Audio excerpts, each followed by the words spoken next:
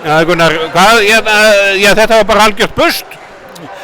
Bara stórkostlegur leikur á okkar hálfu, ég meina við bara mættum klárir og við ætluðum okkur að svara fyrir leikinn á laugardaginn og eins og sagði líka svona fyrir leikinn að mér fannst svona liðið býra reynslunni frá því fyrra, hafa búin að fara í gennum úrslitakeppni og þar förum við 8 leiki undanúrslitum og bikarúrslit og annað, þannig að komið meiri reynslu í þetta.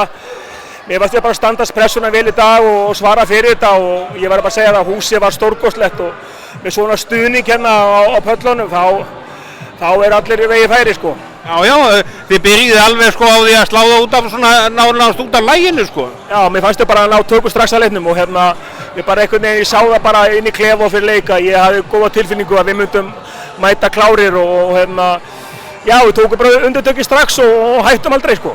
Nei, og ég meina 10 mörk í hálfleik og svo byrjuðu bara í að, já þetta með miðan seinni hálfleika þá þetta í láði bara helmingsmunur.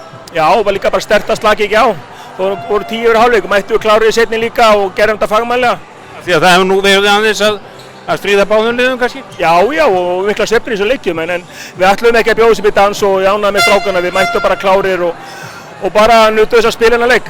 Nú er bara vanur eftir hvaða viku eða meira? Já, miðvikudaginn næstu viku, nú fáum við smá tíma til að recovera og nú er bara, þetta er bara veisla og hérna fyrir Mósesbæ og fólki hérna að fylla kofan og það er bara hérna veisla framundan og það verður virkilega gaman að glíma við Val.